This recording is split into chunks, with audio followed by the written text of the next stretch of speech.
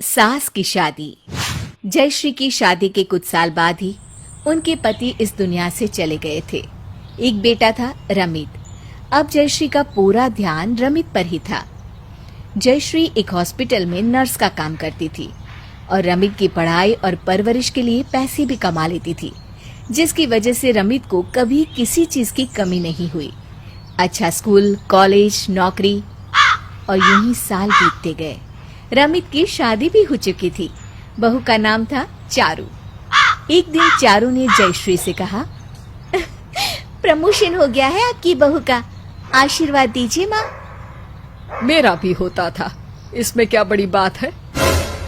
जयश्री को रमित से ज्यादा लगाव था। वो चारू से कोई बुरा बर्ताव तो नहीं करती थी, पर कोई खास अपनापन भी नहीं रखती थी। अगले दिन जयश्री आंगन में पौधों को पानी डाल रही थी, तभी उसके कानों से एक आवाज टकराती है।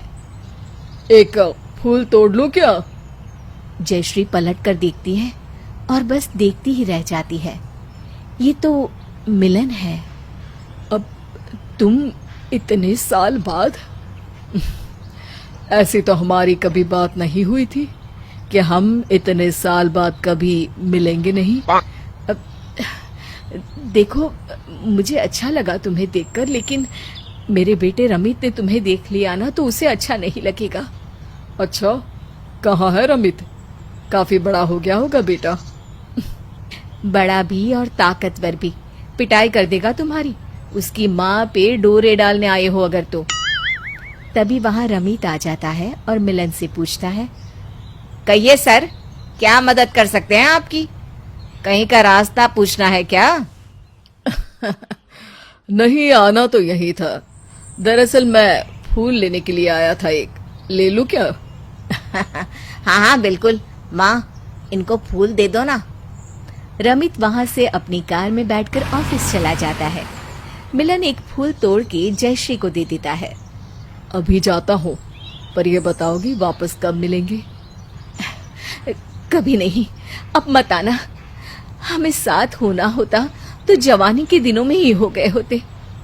अब मिलने से कोई फायदा नहीं है और दुनिया वाले कई तरह की उल्टी बातें ही करेंगे। तब भी तुमने दुनिया के लिए ही साथ नहीं दिया था मेरा। रमित छोटा था, उसके पिताजी चल बसे थे।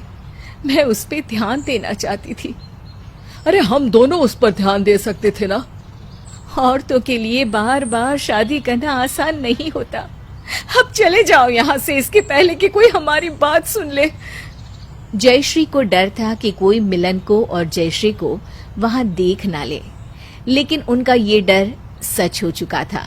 उनकी पड़ोसन बिमला बाहर आंगन में सूख रहे कपड़ों के पीछे से उनकी सारी बात सुन रही थी। ठीक है, चला जाता हूँ। रविवार को मंदिर के पीछे खड़ा रहूंगा, दर्शन देने आ जाना।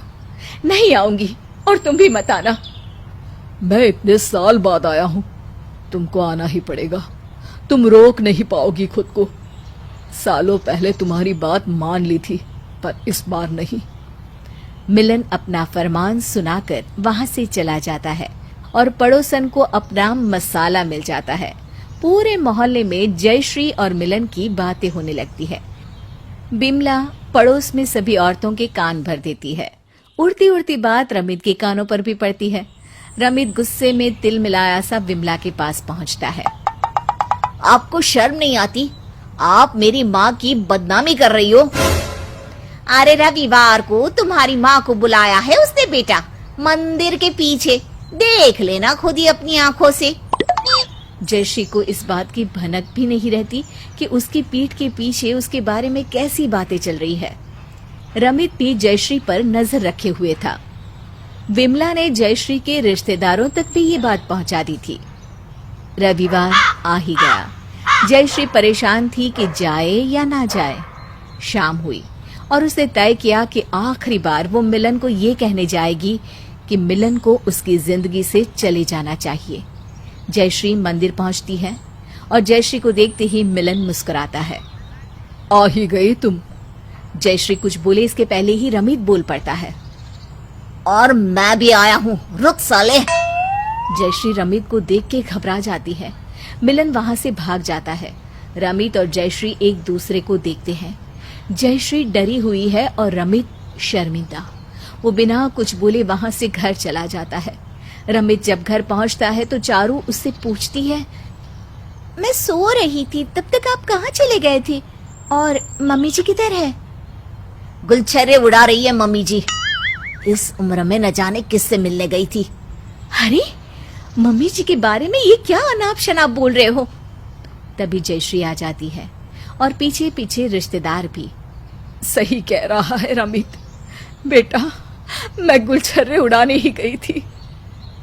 क्या क्या हो रहा है इस घर में? अरे तुम्हारी सास अभी जवान हुई है, एक आदमी से मिलने गई थी। पता नहीं कब से चल रहा है ये सब, 27 सालों से चल रहा है ये सब। वो मिलन था जिससे मैं मिलने गई थी। रमित के पिताजी की मौत के बाद उसने मेरा बहुत साथ दिया। मैं हॉस्पिटल में नर्स थी और वो कंपाउंडर, पर इतनी मदद के बाद भी उसने मेरी बराबर इज्जत की। मुझसे कभी कुछ मांगा नहीं, कभी मेरा फायदा नहीं उठाया। उससे मुझसे प्यार हो गया था, पर रमित मेरे साथ था और मैं रमित को अपना सारा प्यार और दुलार देना चाहती थी, किसी के साथ बांटना नहीं चाहती थी। मिलन ने मेरी बात मानी और मुझसे दूर चला गया, पर उसने कभी शादी नहीं की।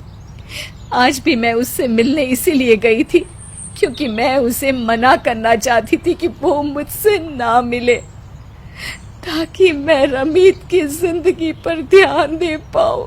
लेकिन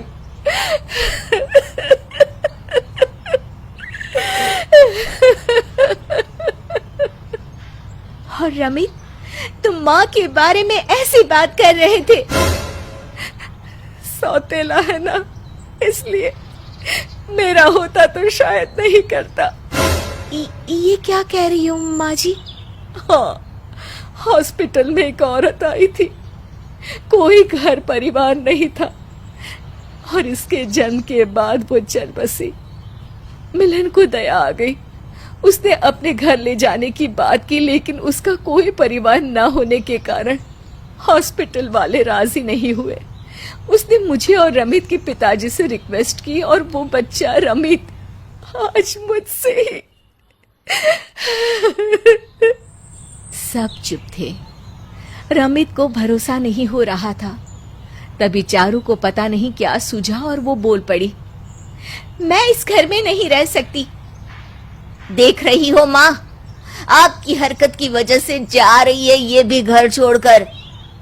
नहीं, तुम्हारी हरकत की वजह से। तुम अपनी माँ की खुशी नहीं देख पाए, उनसे एक बार पूछा तक नहीं कि सच क्या है, वो मिलने क्यों गई थी। बस सीधे बोल दिया कि गुलछर्रे उड़ा रही थी। तुम ये बताओ कि तुमने सोचा भी कि तुम्हारे बिना कैसे रहूंगा मैं?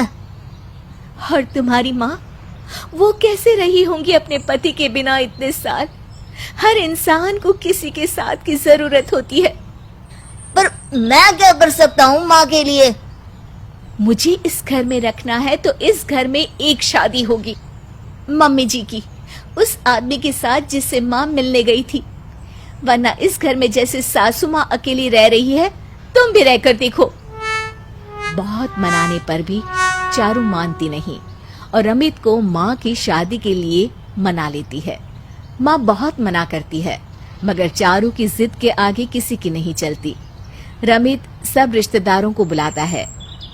रिश्तेदारों को लगता है कि सास के पुराने प्रेमी की कहानी सुन के चटखारे लेंगे, लेकिन जब रिश्तेदार घर पहुंचते हैं तो देखते हैं जयश्री मंडप में बैठी हुई है और रमित अपनी माँ का कन्यादान कर रहा है।